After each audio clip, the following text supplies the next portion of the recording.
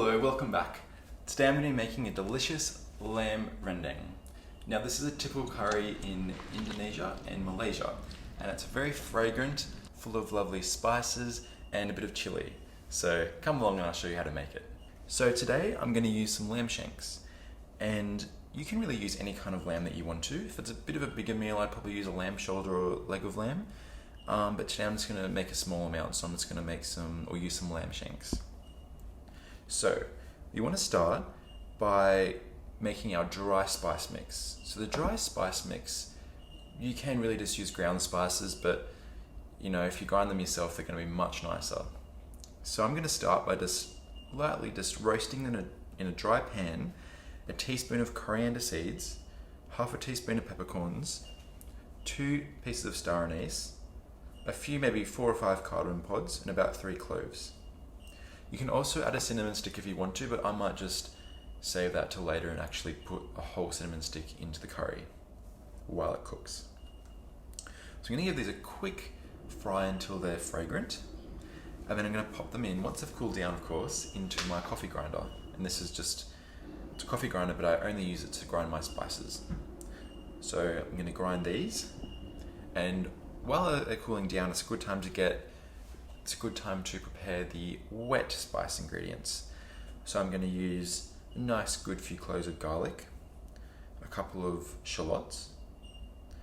Now this is quite a nice Thai flavour. You probably don't really see them much in Australia, but I have a kaffir lime leaf tree, and the skin of the kaffir lime fruit is really nice. It's a really nice kind of limey, it's hard to explain, but it's a really nice kind of flavour into the curry. So I like to add just to like a little centimetre piece of that, a nice centimetre piece of galangal.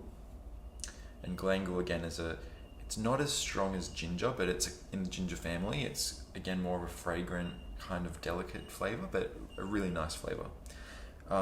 You can add some lemongrass, the white part. I'm just going to use some lemongrass paste because lemongrass is a bit of a pain. Going to use just a tiny bit of ginger paste, but I don't want the ginger to overpower the other spices because the ginger is quite strong. Again, you could use just a little bit of cut ginger, maybe just half a centimetre. I'm just going to add a little bit of salt and a little bit of sugar. So here you can just add, if you want a little bit of white sugar or some palm sugar, even some palm sugar syrup, just whatever you have in your cupboard. A teaspoon of tamarind, which again is a limey kind of flavour. If you don't have tamarind, you could just add some lime juice. And I'm going to add about a teaspoon of shrimp paste. Again, that's optional, but it just adds a great umami flavour. Okay, so I'm going to blend these. I'm going to blend the dry spices too.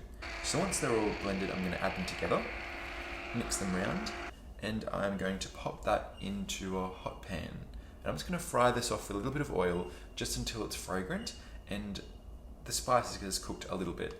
And at this time, I'm going to add the lamb shanks in. I'm just going to get some colour on them.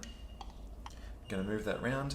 And then, again, up to you. I like to add quite a few vegetables to my curry. You can add whatever you'd like to. I sometimes will like to, in this instance, I might take the lamb out and just give my vegetables a bit of a fry off. If not, again, up to you. You can leave the lamb in there. And you can move on to putting a cup of coconut milk in, a couple of kaffir lime leaves, and again you can top it up with a bit of chicken stock, water, anything you want, just so there's a bit of liquid in there to braise the lamb. And also, now this is the other delicious part of the lamb rendang.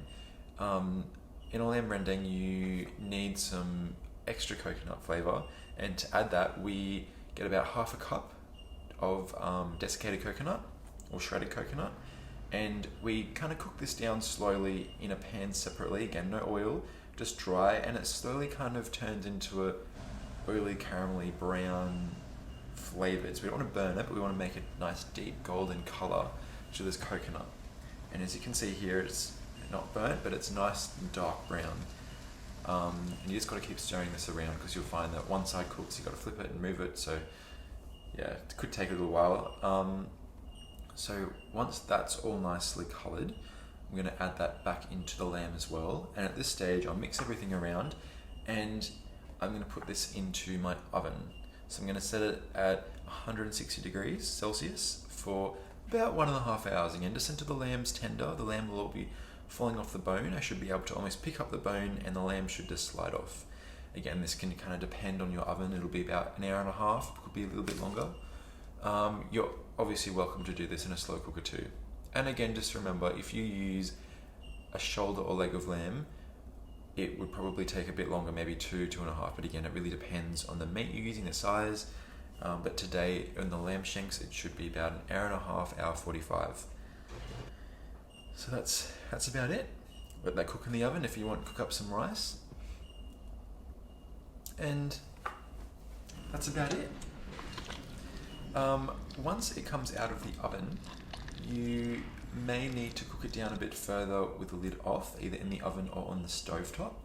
The lamb, or rendang in general, is a much thicker, drier sauce. So it's not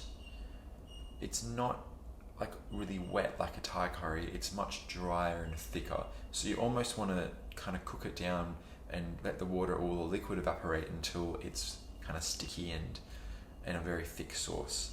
So yes, so once that's all nicely cooked down, you can serve it up with some rice, and there we go, delicious fragrant curry. I hope you enjoy.